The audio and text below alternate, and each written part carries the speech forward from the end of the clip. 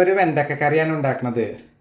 അപ്പോൾ അതിലേക്ക് ഇതാ വറ്റൽമുളക് വേണം, പിന്നെ ഒരു 3/4 ടീസ്പൂണോളം മല്ലി വേണം, പിന്നെ ഒരു 1/2 ടീസ്പൂണോളം ചെറിയ ജീരകം വേണം, പിന്നെ സവാള വേണം, വെളുത്തുള്ളി വേണം, പിന്നെ ലേശം മുളക് പൊടിയും ലേശം ഒരു 1/2 ടീസ്പൂണോളം മഞ്ഞൾപ്പൊടിയും ഒക്കെ ഇട്ടിട്ട് പിന്നെ വഴറ്റിയിട്ടൊക്കെ ഉണ്ടാക്കണത്. പിന്നെ താരമായ വെണ്ടക്ക വേണം. വെണ്ടക്ക ഞാനിങ്ങനെ അരിഞ്ഞുകൊണ്ടിരിക്കുന്നുണ്ട്.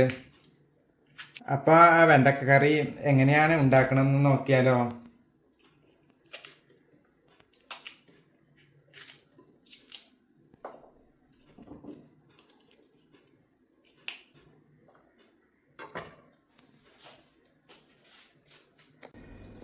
ഇനി ഇതാ ഒരു ചട്ടിയിൽ വെളിച്ചെണ്ണ ഒഴിച്ചിട്ടുണ്ട്. ഞാൻ അതിലേക്ക് ഒരു 5-6 വെളുത്തുള്ളി ഇട്ട് കൊടുക്കാം.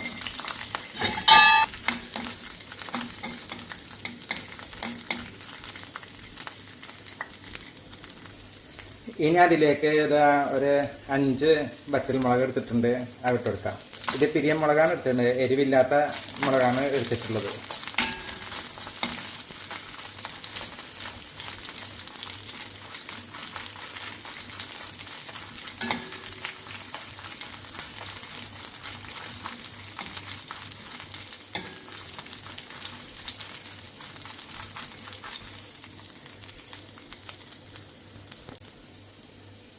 ഇനി അതിലേക്ക് 3/4 ടീസ്പൂണോളം മുഴുവൻ മല്ലി ഇട്ടെടുക്കാം.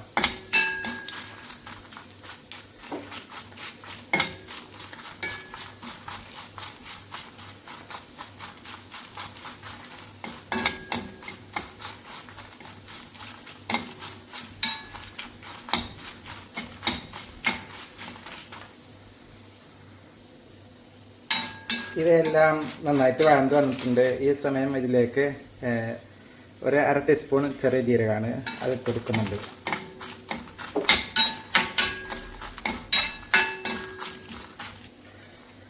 അങ്ങനെ ഇതാ വെളുത്തുള്ളിയും മല്ലിയും വറ്റൽമുളകും ജീരകമൊക്കെ നന്നായിട്ട് വഴണ്ട് വന്നിട്ടുണ്ട്. ഇനി ഇതിൽ നിന്ന് കോരിയെടുക്കാം.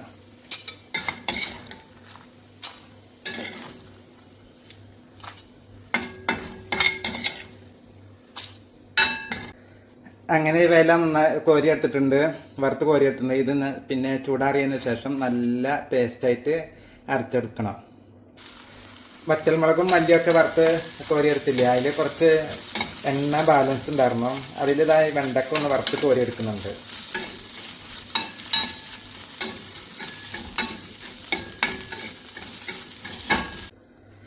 ഇനി ഇതാ ഒരു ചട്ടിയിൽ എണ്ണ ചൂടായി വന്നിട്ടുണ്ട്. ഇനി ഇതിലേക്ക് കുറച്ച് പെരിഞ്ജീരകം ഇട്ട് കൊടുക്കാം.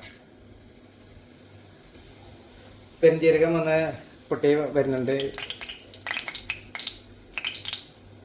ഇനി ഇതിലേക്ക് ചെറുതായി അരിഞ്ഞ സവാള, ഒരു ചെറിയൊരു സവാള ചെറുതായിട്ട് കുനുകുന അരിഞ്ഞതാണ്, ആ സവാള ഇട്ട് കൊടുക്കാം. ഒപ്പം തന്നെ കുറച്ച് കറിവേപ്പിലയും ഇട്ട് കൊടുക്കുന്നുണ്ട്. ഇനി ഇത് നന്നായിട്ടൊന്ന് വഴറ്റിയെടുക്കണം.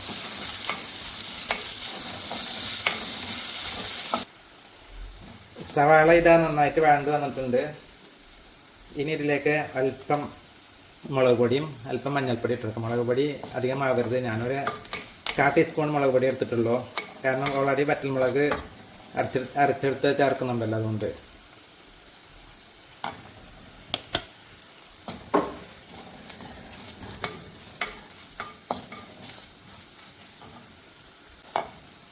മുളക് പൊടിയും മഞ്ഞൾപ്പൊടിയും ഒന്ന് മൊരിഞ്ഞ് വന്നിട്ടുണ്ട്. ഇനി ഇതിലേക്ക് തക്കാളി അരച്ചെടുത്ത് ഒരു ചെറിയൊരു തക്കാളി അരച്ചെടുത്തതാണ്, അത് ഇതിലേക്ക് ചേർത്ത് കൊടുക്കുക. ചെറിയത് പറഞ്ഞ ഒരു മീഡിയം സൈസ് തക്കാളി അരച്ചെടുത്താണ്, അത് നന്നായിട്ട് വഴറ്റെടുക്കണം. തക്കാളി എല്ലാം നന്നായിട്ട് വഴണ്ട് അതിൻ്റെ പച്ചമണം പോയിട്ടുണ്ട്. അതിനോട് കൂടെ തന്നെ ആ തക്കാളിയിലുള്ള വെള്ളമൊക്കെ വറ്റി ഇതിൽ വന്നിട്ടുണ്ട്. ഇനി ആവശ്യത്തിന് ഉപ്പിട്ട് കൊടുക്കാം. അതിന് കൂടെ തന്നെ നേരത്തെ അരച്ചു വെച്ച മസാലക്കൂട്ടുണ്ടല്ലോ, അതിട്ട് കൊടുക്കാം. ഇനി തക്കാളിയും സവാളയും മസാലക്കൂട്ടൊക്കെ കൂടിയിട്ട് നന്നായിട്ട് വഴറ്റിയെടുക്കണം.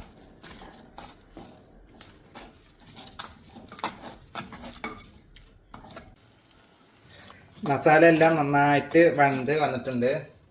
ഇനി ഇതിലേക്ക് അരപ്പ് കഴിയ വെള്ളം ഉണ്ടല്ലോ അത് ഒഴിച്ചു കൊടുക്കാം.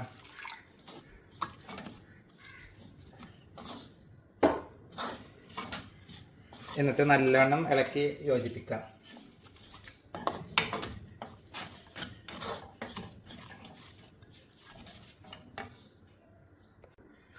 അരപ്പ് കഴിയ വെള്ളം ചേർത്ത് നന്നായിട്ട് ഇളക്കി നോക്കുമ്പോൾ വെള്ളത്തിൻ്റെ ഒരു പോരായ്മ തോന്നി, കുറവ് തോന്നി. അപ്പോൾ കുറച്ചുകൂടിയും വെള്ളം ഒഴിക്കുന്നുണ്ട്.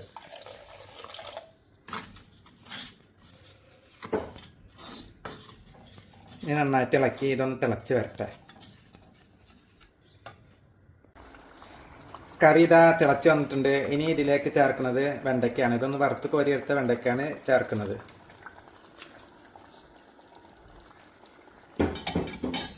ഇനി ഇതിൽ നന്നായിട്ടൊന്ന് ഇളക്കി മസാലയുടെ കൂടെ ഒന്ന് യോജിപ്പിച്ചെടുക്കുക.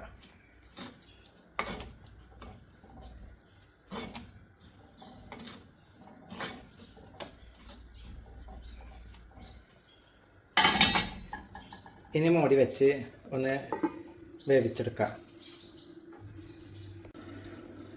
ഒരു 2 മിനിറ്റ് മാത്രമേ ഞാൻ വേവിച്ചെടുത്തിട്ടുള്ളൂ. കാരണം ഇത് ഓൾറെഡി വറുത്ത് കോരിയെടുത്ത വെണ്ടയ്ക്കാണ്. അതുകൊണ്ട് അധികം വേവിക്കേണ്ട ആവശ്യമില്ല. മസാലയുടെ കൂടെ ഒന്ന് ചേരാൻ വേണ്ടിയിട്ട് 2 മിനിറ്റ് ഒന്ന് മൂടി വെച്ച് വേവിച്ചെടുത്തതാണ്. ഇനി ഇതിലേക്ക് കുറച്ച് കറിവേപ്പില വിതറി ഒന്ന് ഇളക്കി തീ ഓഫ് ചെയ്യാം. ഇതാ വെണ്ടക്ക കറി ഇതാ ഇവിടെ റെഡി ആയിട്ടുണ്ട്. നല്ല മണമുണ്ട്, അടിപൊളി മണമാണ്. അപ്പം ഒന്ന് രുചിച്ച് നോക്കട്ടെ.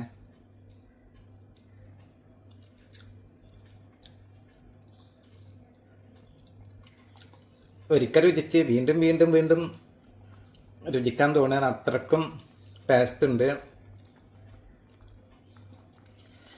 വീണ്ടും വീണ്ടും രുചിക്കുന്ന ടേസ്റ്റോട് കൂടിയുള്ള വെണ്ടക്കക്കറി ഇവിടെ റെഡി ആയിട്ടുണ്ട്. എന്ന് എല്ലാവരും ഒന്ന് ട്രൈ ചെയ്ത് നോക്കേണ്ട ഒരു കറിയാണ്. അതുപോലെ തന്നെ എൻ്റെ ചാനലൊന്ന് സബ്സ്ക്രൈബ് ചെയ്ത് സപ്പോർട്ട് ചെയ്യുക. എന്നാൽ വീണ്ടും നല്ല നല്ല വെറൈറ്റി കറികളുമായിട്ട് വീണ്ടും കാണാം. Okay, by.